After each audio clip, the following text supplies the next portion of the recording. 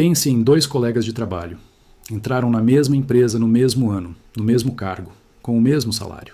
10 anos depois, um deles tem uma reserva financeira sólida, trabalha porque quer e fala sobre os planos que está construindo. O outro ainda vive no limite, fica ansioso toda vez que uma despesa inesperada aparece. E sente que, por mais que trabalhe, o dinheiro simplesmente some. O que aconteceu entre eles? Não foi promoção. Os dois subiram de cargo no mesmo ritmo.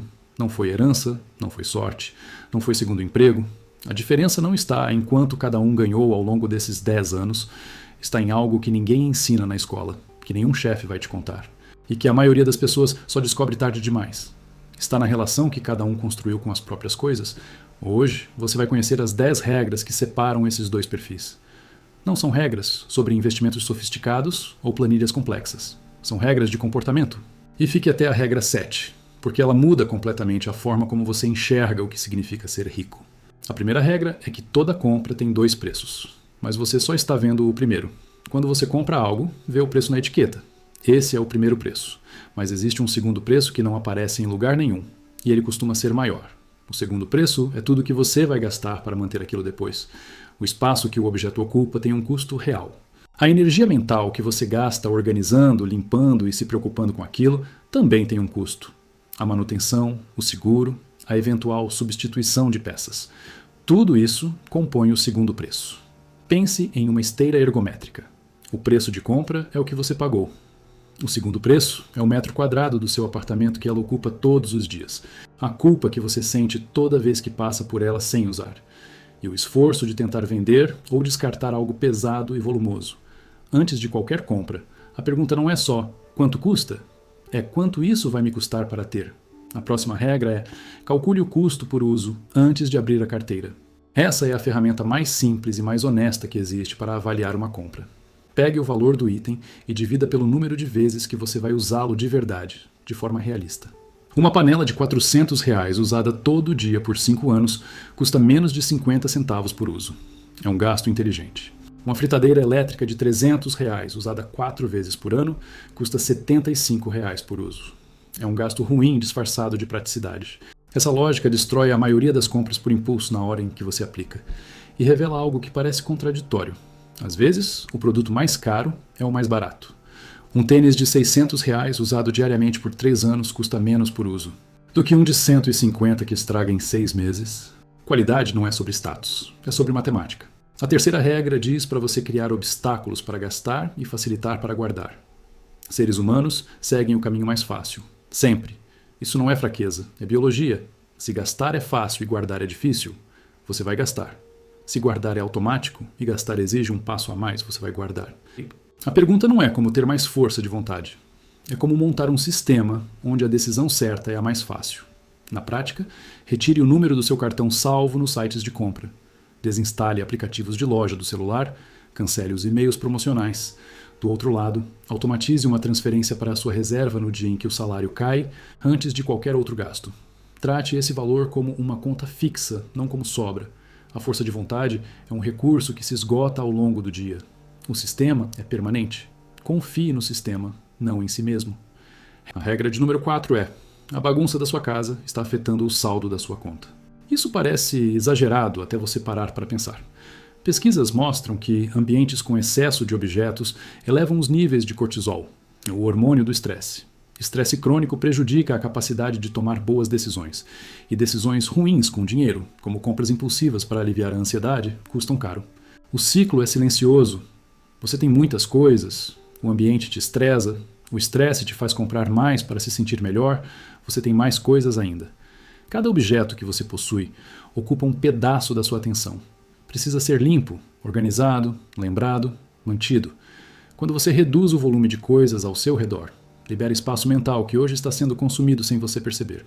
E com mais clareza mental, você toma decisões financeiras melhores. A arrumação da casa não é estética, é estratégia financeira. Quinta regra: aplique o teste de substituição em tudo que você já tem. Essa regra é para o que já está na sua vida, não para o que você vai comprar. Olhe ao redor. Para cada objeto, faça uma pergunta simples e seja honesto na resposta. Se esse item sumisse hoje, eu pagaria do meu próprio bolso para comprar outro igual? Se a resposta for não, esse objeto não tem valor real para você. Ele existe por inércia, porque foi presente que você não quis recusar, porque foi uma fase que passou, porque ficou difícil de descartar e você foi adiando. Objetos que você não recompraria têm valor negativo. Eles ocupam espaço, consomem energia mental e imobilizam um dinheiro que poderia estar trabalhando para você, se você os vendesse. Faça esse exercício em uma tarde. Você vai se surpreender com a quantidade de coisas que estão na sua casa por pura inércia, e não por escolha. Pessoas exaustas tomam decisões caras. Proteja a sua energia. Esta é a sexta regra. Essa conexão raramente aparece em conversas sobre finanças, mas é uma das mais importantes. Quando você está esgotado, o seu cérebro busca alívio imediato. E alívio imediato custa dinheiro. É o delivery caro, porque você não tem disposição para cozinhar. É a compra por impulso, porque você merece depois de um dia difícil. É o sim para um compromisso social que vai te custar tempo e dinheiro porque você estava cansado demais para recusar. Proteger sua energia não é egoísmo, é gestão financeira. Na prática, isso significa limitar o tempo nas redes sociais, que são projetadas para te deixar ansioso e insatisfeito com o que você tem. Significa dizer não a compromissos que drenam sem agregar. Significa tratar o descanso como investimento, não como preguiça. Uma mente descansada toma decisões melhores. Decisões melhores custam menos. Regra 7. Defina o que é suficiente antes de começar a ganhar mais. Chegamos à regra que mais muda a forma de pensar sobre riqueza. A maioria das pessoas acredita que vai se organizar quando ganhar mais, que vai poupar quando o salário aumentar, que vai investir quando sobrar dinheiro. O problema é que o aumento chega, o padrão de vida sobe junto e a sobra nunca aparece. Isso tem um nome: inflação de estilo de vida. E ela devora silenciosamente todo o aumento de renda antes que você perceba. A solução não é ganhar mais, é definir, agora, o que é suficiente para você. Que tamanho de apartamento realmente atende às suas necessidades? Que carro faz o que você precisa que um carro faça? Que nível de conforto te faz genuinamente bem, não apenas te impressiona para os outros? Escreva isso, coloque um número. Porque quando você define o suficiente, qualquer renda acima desse número vira construção de patrimônio, não mais combustível para um estilo de vida que nunca satisfaz. A pessoa que define o suficiente em R$ 5.000 por mês e passa a ganhar 9.000, tem R$ 4.000 por mês construindo liberdade. A pessoa que nunca definiu o suficiente e ganha os mesmos 9.000 vai gastar tudo, e às vezes mais. Riqueza não é quanto você ganha, é a distância entre o que você ganha e o que você gasta. Regra 8. Elimine dívidas que consomem o seu futuro.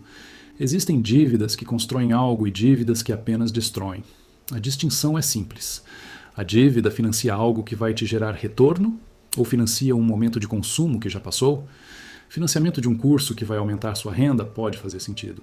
Cartão de crédito rotativo para pagar uma viagem ou uma festa não faz. Essa segunda categoria é o que chamamos de dívida tóxica, e ela funciona como uma corrente. Cada mês que passa, ela puxa um pedaço do seu salário futuro para pagar por algo que você já consumiu. Os juros do cartão de crédito no Brasil estão entre os mais altos do mundo. Uma dívida de R$ 3.000 no rotativo pode dobrar ou triplicar em menos de um ano se você pagar apenas o mínimo. A regra é objetiva. Pague a dívida tóxica antes de qualquer outra meta financeira. Não existe investimento que renda mais do que os juros que você paga no rotativo. Enquanto essa dívida existir, você está andando para trás. A nona regra é: escolha no máximo 3 prioridades financeiras por ano. Tentar fazer tudo ao mesmo tempo é garantia de não fazer nada direito. Quitar a dívida, montar a reserva de emergência, investir, trocar o carro, fazer uma viagem, reformar o apartamento. Cada objetivo individualmente é razoável. Todos ao mesmo tempo é dispersão, e dispersão não constrói patrimônio. A regra é escolher no máximo 3 prioridades financeiras para o ano e alinhar todas as decisões de gasto a essas 3 metas. Quando surgir uma oportunidade ou um desejo fora dessas 3, a resposta é não, por enquanto. Por exemplo, este ano, a prioridade é quitar o cartão de crédito, montar 3 meses de reserva e fazer um curso. Só isso. Toda decisão de gasto passa por esse filtro. Quando você conclui as 3 metas, escolhe as próximas 3. A cada ciclo, o terreno fica mais sólido. Em 2 ou 3 anos de disciplina nesse formato, a diferença é visível. 10ª regra: faça uma revisão financeira a cada 6 meses. A última regra é a que garante que as outras 9 se mantenham funcionando. Organização financeira não é um evento, é um processo. Assim como uma casa limpa acumula poeira se você parar de cuidar, suas finanças acumulam gordura se você parar de revisar. A cada 6 meses, sente e avalie. Quais assinaturas você tem hoje que não está usando? Algum padrão de gasto se formou sem você perceber? Suas 3 prioridades anuais ainda fazem sentido? Ou a vida mudou e é hora de ajustar? Essa revisão não precisa ser longa. 2 horas a cada 6 meses são suficientes. O que ela faz é criar consciência contínua sobre para onde o dinheiro está indo, e consciência é o primeiro passo para o controle. Pense como um jardim. Você pode limpar tudo hoje e se sentir ótimo. Mas se não voltar para cuidar, as ervas daninhas crescem. Maus hábitos e gastos invisíveis são as ervas daninhas das finanças. A revisão periódica é a manutenção que impede que eles tomem conta de novo. Voltemos aos 2 colegas do começo. O que os separou ao longo de 10 anos não foi sorte nem salário. Foi um conjunto de decisões pequenas tomadas de forma consistente, que foram se acumulando silenciosamente. Um deles foi gastando conforme ganhava, sem nunca definir o suficiente, sem criar sistemas, sem revisar. O outro foi construindo margem, eliminando o que não agregava e direcionando o excedente para a liberdade. As 10 regras que você viu hoje não exigem sacrifício extremo. Exigem clareza. Clareza sobre o que você realmente usa, o que você realmente precisa e o que o dinheiro pode realmente comprar. Quando você para de gastá-lo com o que não importa. E a coisa mais valiosa que o dinheiro pode comprar não aparece em nenhuma vitrine. É a capacidade de escolher. Escolher ficar em um emprego porque você quer, não porque você precisa. Escolher dizer não a um projeto que compromete seus valores. Escolher parar por um tempo se a vida pedir isso. Essa liberdade não é construída com um salário alto. É construída com a distância entre o que você ganha e o que você gasta. E essa distância ela começa a ser construída hoje, com a próxima decisão que você tomar. Se esse tipo de conteúdo faz sentido para você, se inscreva no canal. Toda semana tem uma análise nova sobre economia, finanças e os padrões que separam quem constrói patrimônio de quem apenas sobrevive.